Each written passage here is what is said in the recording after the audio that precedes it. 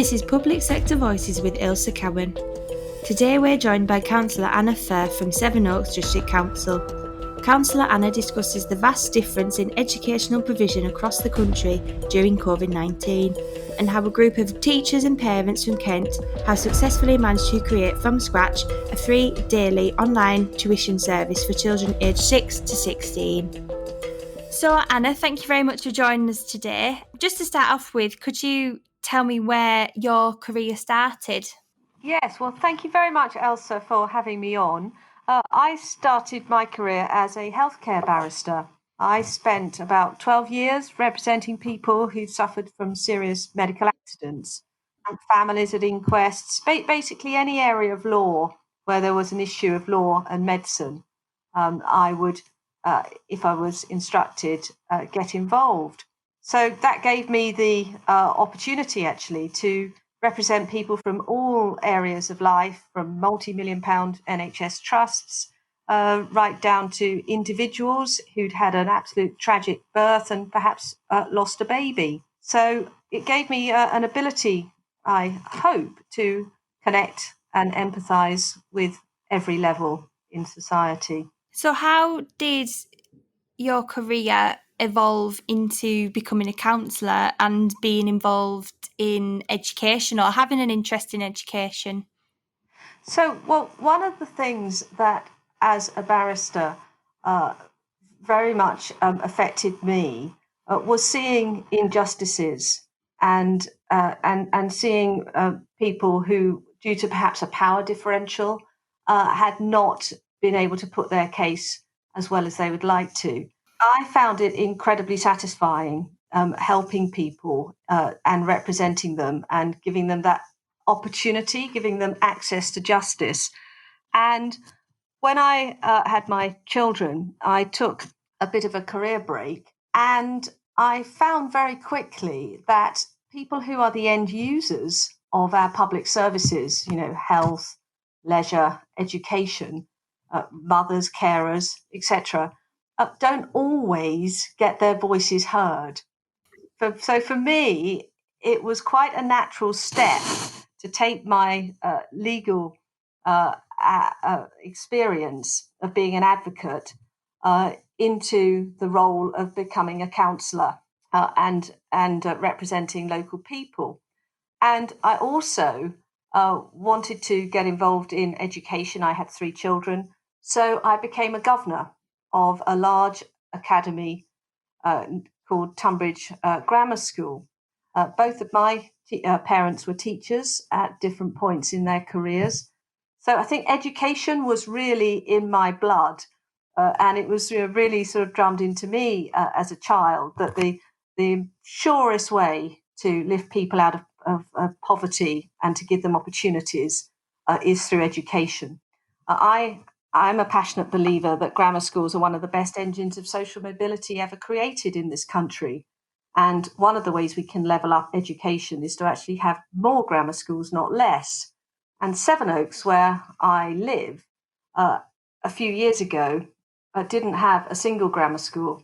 And all the children in Sevenoaks were having to travel on buses, very crowded buses, down to Tunbridge or Tunbridge Wells, both of which had grammar schools. Tunbridge, in fact, has 3 grammar schools.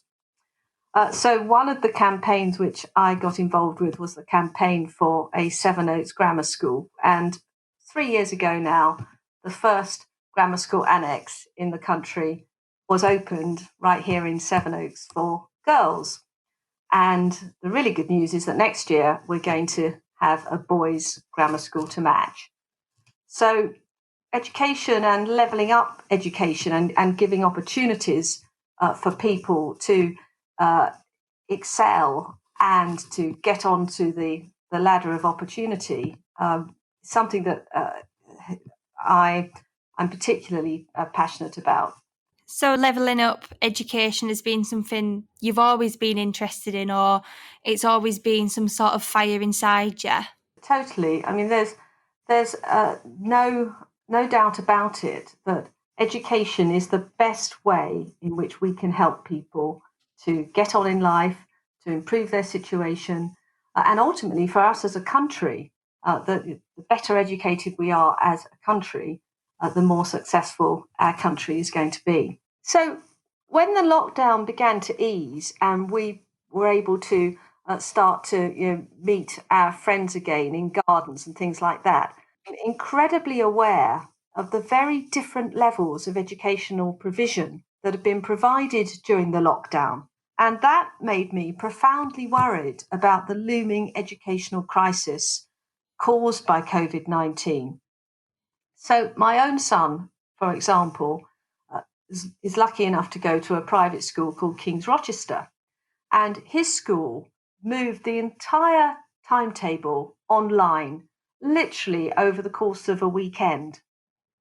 And so he was having to get up and log on at 8:20, attend a virtual assembly on Zoom before a full complement of Zoom lessons according to his curriculum.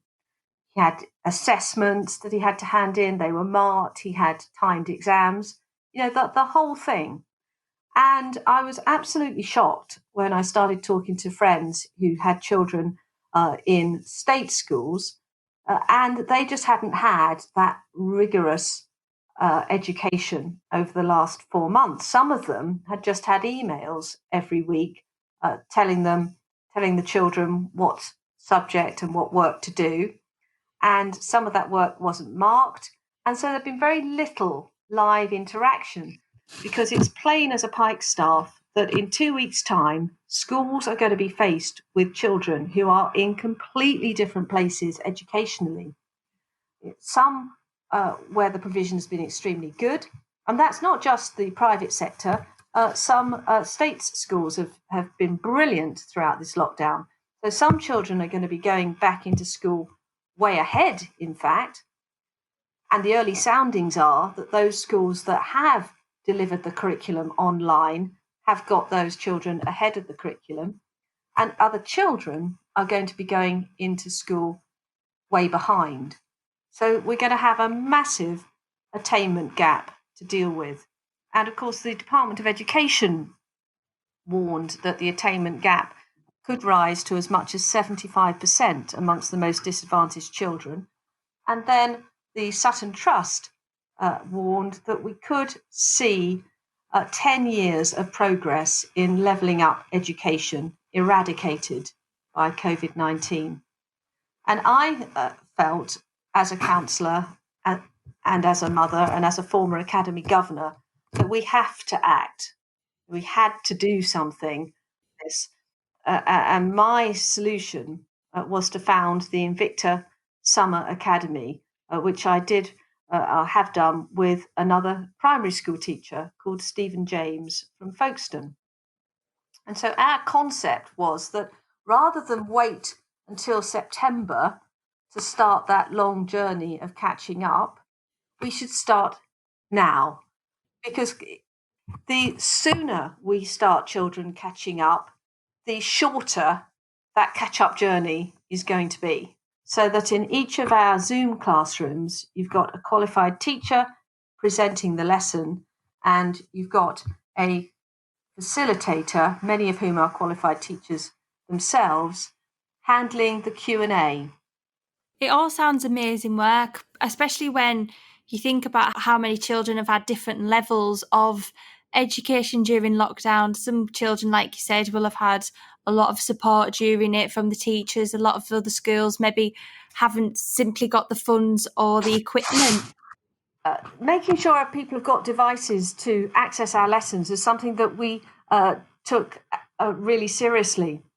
So we had a registration process so that people could indicate if they needed a device. And actually, only 2 families have got in contact with us and said that they needed a device.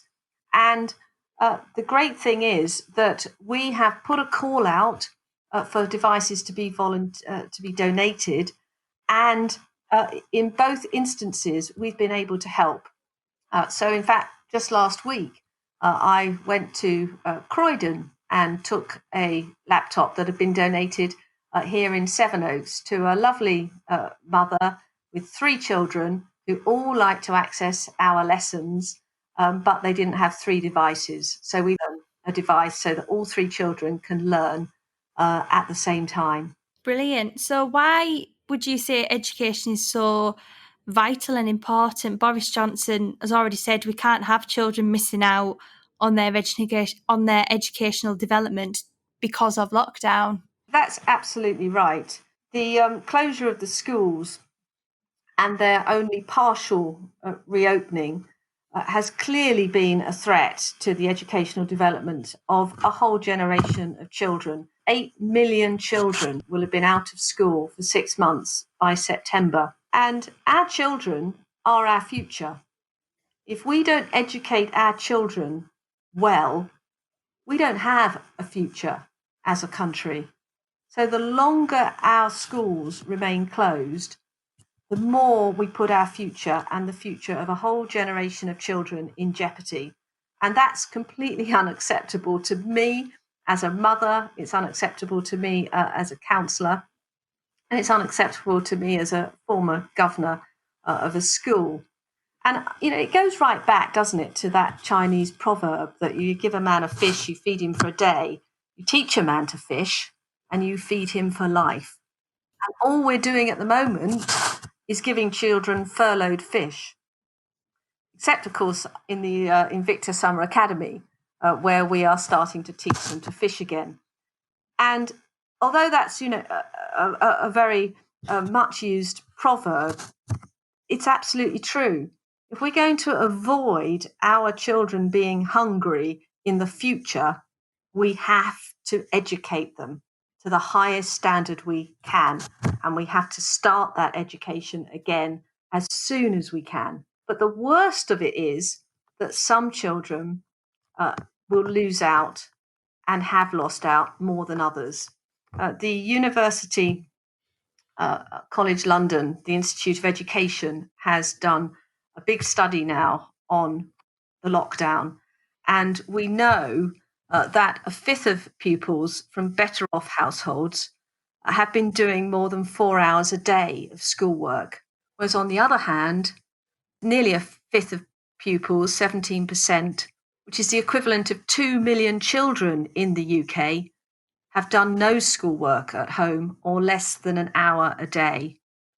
So sadly, the truth of the matter is that the longer disadvantaged children are out of school, the less they are educated and the more behind they're going to fall. I also found a recent poll by YouGov found that 51% of teachers had pupils who had dropped out of education altogether during lockdown, fairly similar to what you were just referring to. So how did you keep the pupils motivated and interested during these daily sessions? Our lessons have been incredibly popular. First day we opened our lessons for bookings, 4,500 places went. And then by the next day, it was towards 8,000. And then it just kept doubling. And once we actually launched, which was 3 weeks ago on the 27th of July, we've seen those numbers continue. And I think that the secret is that our lessons are live and interactive. We've got to put this into the context of some children not having been in front of a live teacher, either online or in person, for nearly 5 months. Whereas with our classes, the teacher is actually talking to the students directly in real time. So even though there are 100 in the class, from the pupil's point of view, sitting in front of the screen, that teacher is talking to them. But what's been really, really heartwarming is the number of children who the parents have reported have had learning difficulties, who are finding that they can engage with this form of education. This came from a mother last week, and she said this: "My daughter has missed a lot of year 10, not just due to COVID, but also severe bullying. She did not want to take part as she felt she wouldn't be able to understand anything. However, she's really engaged with the lessons. The teachers break everything down so well. She feels so much more confident for next year." And that's what we set out to do, to try and help children who aren't those very advantaged children that had Zoom school to catch up. And the feedback we're getting is phenomenal. We've asked parents to fill in a survey, and 98% of those who filled in our survey said that the lessons had improved their children's understanding, they were fun and engaging, and they'd improved their confidence in that subject. So I can imagine technology was a massive element with regards to delivering these daily sessions for the children. That's absolutely right. We are completely dependent on the quality of the broadband. And if I was able to ask for one thing for our country, it would be world-class, world-beating broadband. So last Thursday, when the A-level results came out, we had 4 or 5 dropouts in our lesson. The broadband dropped out, and that's because so many people were online. And that may happen again this Thursday with the GCSEs. So we do need better broadband, more reliable broadband. But we've chosen to use the Zoom platform, and that's because it's so easy to use. It's so easy for teachers to pick it up. Because what we've actually been asking and training teachers to do here is not just teach, but to actually present. And so it's a slightly different skill. And we've offered training every week for our teachers. And one of the other really inspiring thing that's come out of this project is how the teachers have all gelled as a group and how they're all supporting each other and enjoying improving their professional skills and future-proofing, if you like, their professional development. So we've actually got a large cohort of qualified teachers, and some of those teachers haven't worked since the beginning of lockdown because they were supply teachers and their work just evaporated overnight. As well as helping the children, we've been able to help the teachers as well and get them back into teaching, get them back earning some money and updating their professional skills as well. So did the Summer Academy receive much support locally, would you say? We've had brilliant support locally here in Kent. The Invicta Summer Academy wouldn't have got off the ground without the Henry Oldfield Trust in Sittingbourne. We put together a PowerPoint presentation, and we got up early on a Sunday morning, the 5th of July, and we presented to the Henry Oldfield Trust using Zoom, of course, 8:30 in the morning, and they immediately backed us. And they gave us a grant of £10,000 for Kent and £20,000 if we could roll this out beyond Kent. We've also had donations from Sevenoaks School Foundation and from the West Kent Freemasons. We've had no government support of any sort, local or national. We've done this all by fundraising and crowdfunding as well. We have our GoFundMe page. And raised every penny ourselves. And of course, the teachers themselves, half of our teachers are volunteering.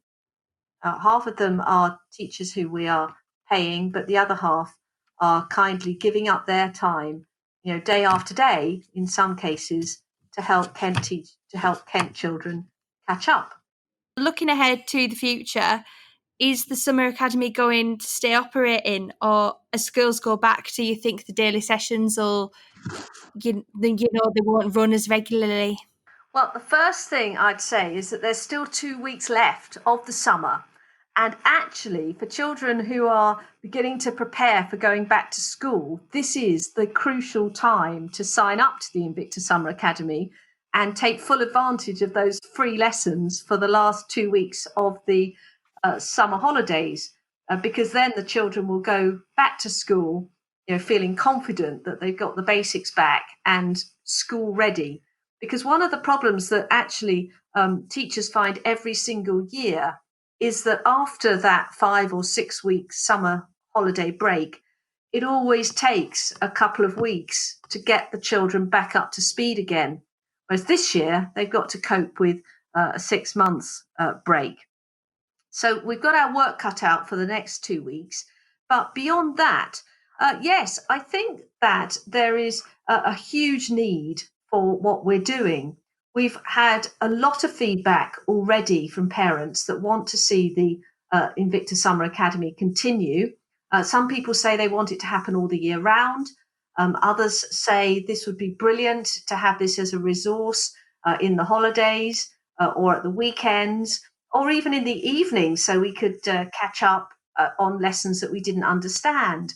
So, what I think we've seen here is that necessity, has been the mother of invention. And there's no doubt that what COVID-19 has done is accelerated progress in a number of different fields, not just education, but health and home working. And we've now got used to using technology in a way and at a rate that was just not imagined prior to the pandemic happening. And now that we have adapted and innovated, I think that will continue. And I think that what we're going to see going forward is a far more blended education experience. Part of that education is going to, of course, continue to be physical and in the classroom, and nothing replaces a child being in front of a teacher. But now there's a real recognition that we can do amazing things with this video technology. We can take a classroom around the country. Imagine a genetics lesson being taught by an expert, up in Cambridge at the Genome Project. There is now no longer the same geographical and physical restriction on teaching having to take place in a classroom in an area as there used to be. In terms of educational resilience and contingency planning, there is also a role for something like the Invicta Summer Academy. The government has now said quite wisely and quite rightly that all schools must have a remote learning contingency plan. That's become mandatory. And we have a model here with the Invicta Summer Academy that we know works. It works for students, it works for teachers, it works for parents, and we've piloted it, at scale. We've piloted it with thousands and thousands of children over a 5-week period. So we have that contingency vehicle, ready and available. And if we have a second spike, and let's hope we don't, or local lockdowns, then once again, we have a teaching staff, we have a curriculum, we have the technology, and we can deliver education directly to those children that we know they enjoy and that we know works. So I think there's very much an opportunity here. And if I can just finish, Elsa, by referring to an American philosopher, an educational reformer called John Dewey. And he said this: if we teach today's students as we were taught yesterday, we rob them of tomorrow. And I believe that that's true. Education, like life, is a journey. We have to keep moving forever forward. And I believe that in coming together, as we've done as a community to create the Invicta Summer Academy, not only have we done our bit to help children after the lockdown catch up, I think it's possible that we have perhaps chiseled a very small notch on one of the educational stones of our county and perhaps our country's history. It's been great to hear about all the educational developments you've been involved in and how passionate you sound about levelling up education and making sure everyone has a fair chance of getting their education as well. The quickest way to achieve true equality is through education for all. And if I've been able to play a small part in that by founding the Invicta Summer Academy, then I think that the team have done an amazing job. Well, brilliant. Thank you very much for that, Anna, and it's been great to speak to you this afternoon. Excellent. Well, thank you. It's been nice to talk to you as well. If you enjoyed today's episode of Public Sector Voices, then please share and subscribe so you never miss another episode. Stay tuned for our next episode coming very soon.